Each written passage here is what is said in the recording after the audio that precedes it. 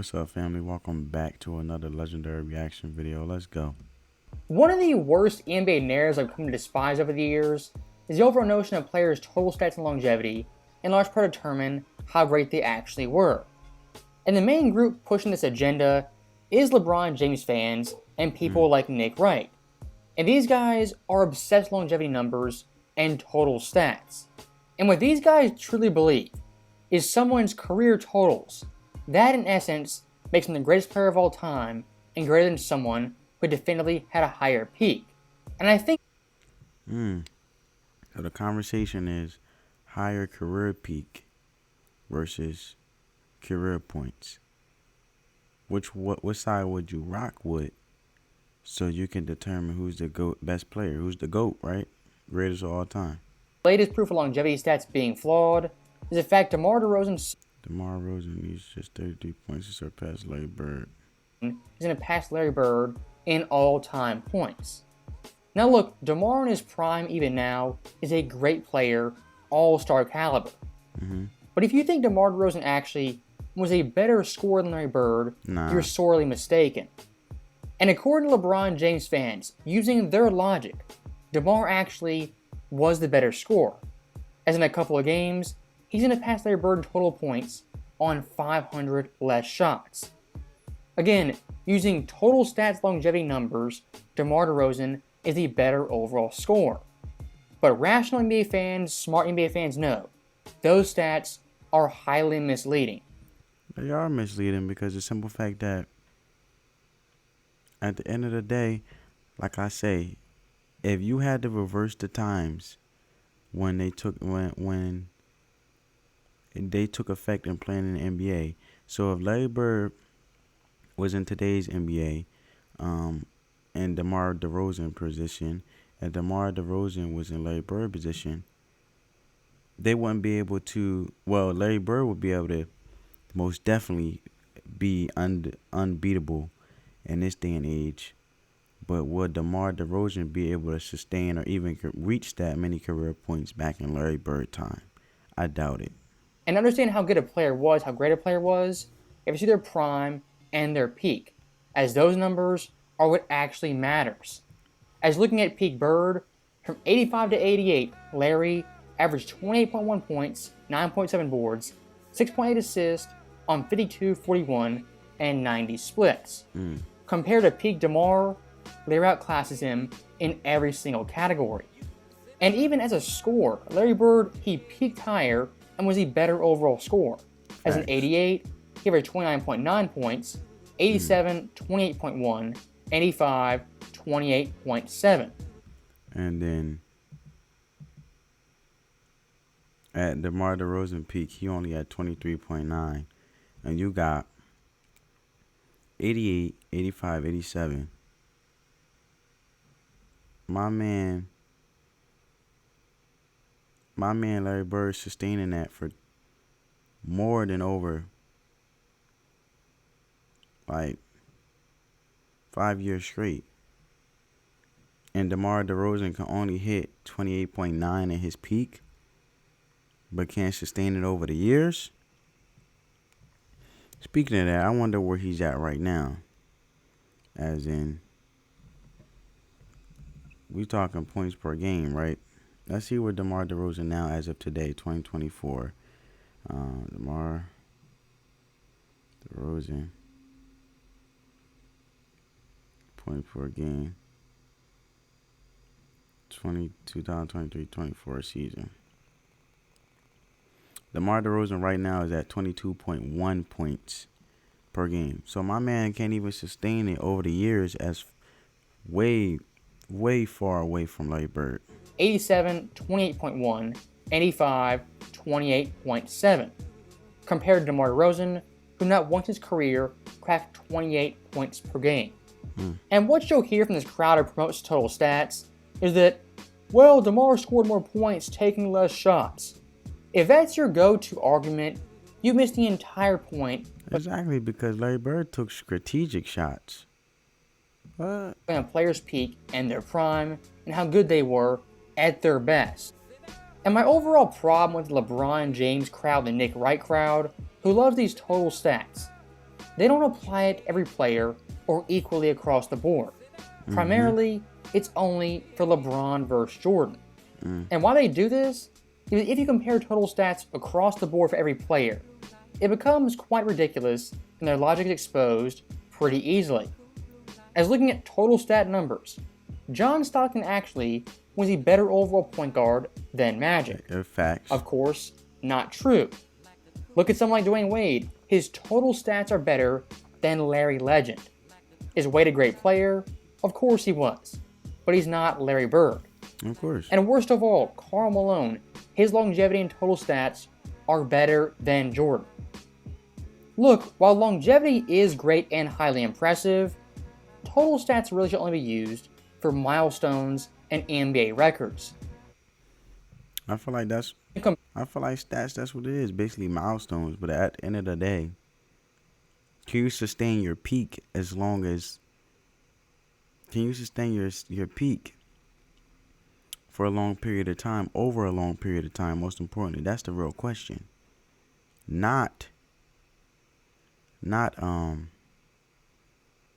the stats. You know what I'm saying? Because if you can be highly effective for over a long period of time, the stats will come. But if you put up numbers referring to stats, that don't mean you playing at your peak. You know what I mean? You're just a stat guy. You're a stat player. You're playing for points. Players, looking at who was the best, total stats really don't even paint half the picture. Facts. My overall point is pretty simple. The misleading nature of total stats and longevity is pretty rampant in the NBA community. And looking back at Larry Bird, as someone who watches basketball every single night, watches multiple games, seeing some of the guys in this league putting up absurd stats, it really makes you wonder how some fans think Bird couldn't play in today's NBA. I mean, look at today.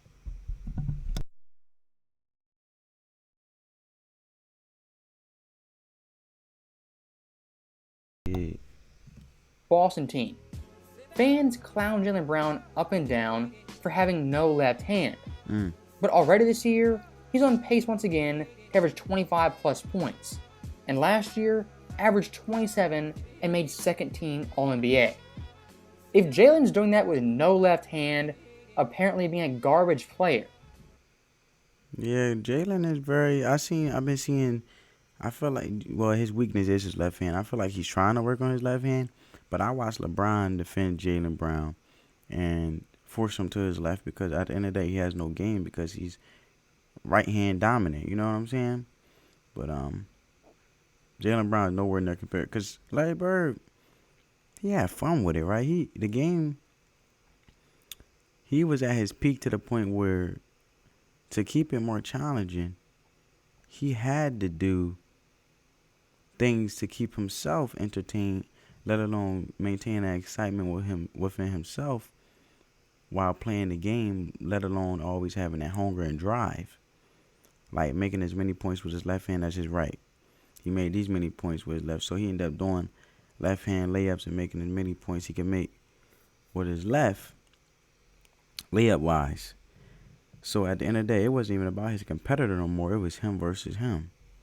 So if this man, Jaylen Brown, can't even barely play as effective with his left as he plays with his right, how can you not worry about